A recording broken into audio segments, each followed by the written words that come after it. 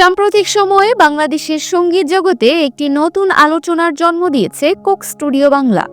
এটি কেবল একটি সঙ্গীত প্ল্যাটফর্ম নয়, বরং এটি একটি নতুন ধারার প্রতীক যা দেশের ঐতিহ্যবাহী সঙ্গীতকে আধুনিকতার সঙ্গে মিশিয়ে একটি নতুন রূপ দিয়েছে। কিন্তু প্রথম 2 সিজনের সাফল্যের পর হঠাৎ করে তাদের কার্যক্রম বন্ধ হয়ে গিয়েছিল, যা সঙ্গীত প্রেমীদের মধ্যে ব্যাপক হতাশার সৃষ্টি করে। তবে সেই হতাশা দূর করে সম্প্রতি তারা বাজি গানের মাধ্যমে আবার ফিরেছে।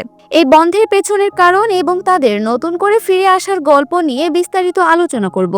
কোক স্টুডিও বাংলা 2022 সালে বাংলাদেশে যাত্রা শুরু করে এবং খুব দ্রুতই এটি দেশের সবচেয়ে জনপ্রিয় সঙ্গীত প্ল্যাটফর্মে পরিণত হয়।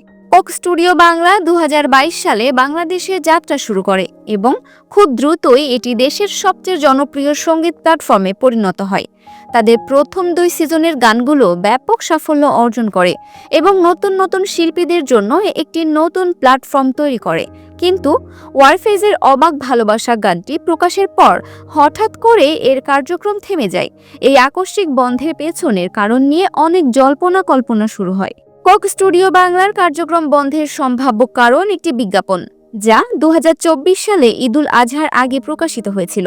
এই বিজ্ঞাপনে বলা হয় যে কোক কোনো নির্দিষ্ট দেশের পণ্য নয়, বরং এটি 190টি দেশে 138 বছর ধরে পছন্দের পানীয়। এই বিজ্ঞাপনের বিরুদ্ধে মানুষের নেতিবাচক প্রতিক্রিয়ার কারণে এটি সরিয়ে ফেলা হয়। এটি প্রমাণ করে যে দেশের জনগণের মধ্যে রাজনৈতিক এবং সামাজিক বিষয় নিয়ে কতটা সচেতনতা রয়েছে।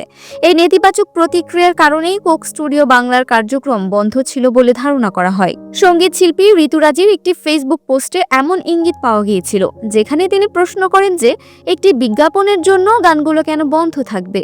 তার এই মন্তব্যটি প্রমাণ করে যে এই বন্ধের পেছনে একটি গভীর কারণ ছিল। তবে একটি নতুন আশার আলো দেখা গেছে। কোক স্টুডিওর বাংলার মিউজিক কিউরেটর সায়ন চৌধুরী অর্ণবের একটি ফেসবুক পোস্ট থেকে জানা গেছে যে নতুন গান খুব শীঘ্রই আসছে। তার পোস্টে তিনি বলেন, যদি থাকেন রাজি ধরবেন নাকি বাজি, যা থেকে শ্রোতারা ধারণা করেন যে পরবর্তী গানের শিরোনাম হবে বাজি। শ্রোতাদের এই প্রত্যাশা পূরণ করে কোক স্টুডিও বাংলা অবশেষে 23 আগস্ট 2025 তারিখে ইমন চৌধুরী এবং হাশিম মাহমুদের পরিবেশনায় বাজি গানটি প্রকাশ করে তাদের 3য় সিজন শুরু করে।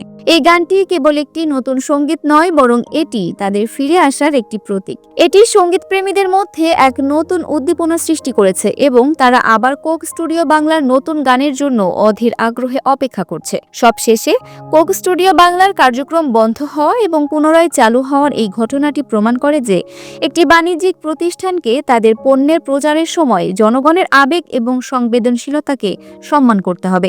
এই ঘটনাটি কেবল একটি বাণিজ্যিক প্রতিষ্ঠানের জন্য একটি শিক্ষা নয়, বরং এটি দেশের প্রতিটি বাণিজ্যিক প্রতিষ্ঠানের জন্য একটি বার্তা বহন করে।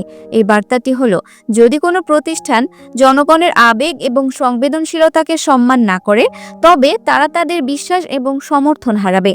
আর যদি তারা জনগণের প্রত্যাশা পূরণ করে ফিরে আসে, তবে তাদের হারানো জনপ্রিয়তা ফিরে পেতে পারে। Multimedia desk, Dinajpur TV.